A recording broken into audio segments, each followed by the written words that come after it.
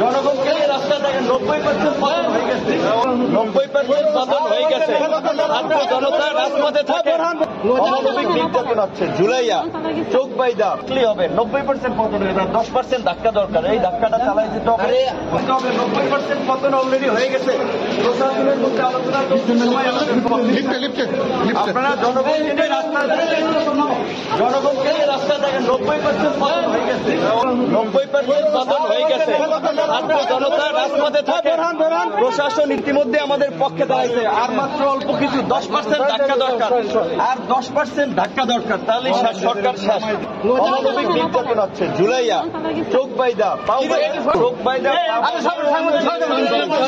হাইকোর্টের নির্দেশনা সেটাও মানা হয় না, অমানবিক নির্যাতন করা। তারপরেও সবার মনোবল সরকার, আমাদের কথা এটি সরকার পতন না হওয়া পর্যন্ত আন্দোলন চালাইতে হবে। আমরা ভিতরে থাকলে আমরা চালাই দিতে হবে। 90% শেষ।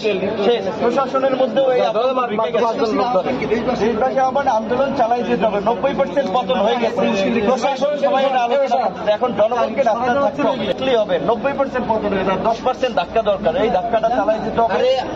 ছাত্র, শিক্ষক, কবি, শিল্পী, সাহিত্যিক সবাইকে নামতে হবে এই আন্দোলনে। ছাত্রদের আন্দোলন সকল শ্রেণী পেশার মানুষের আন্দোলন।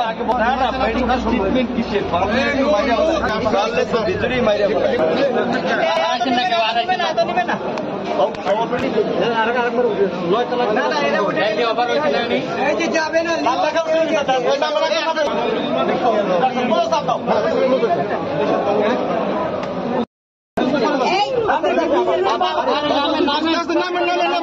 নামিয়ে পরে আসেন, নামেন আমরা আপনার সদর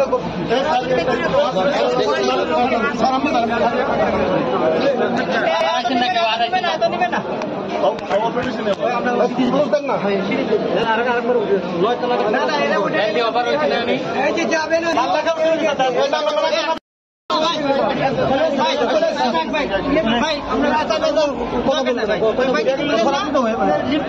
আপনাকে মেডিকেল ট্রিটমেন্ট দেওয়া হচ্ছে কিনা? মেডিকেল ট্রিটমেন্ট কিসের?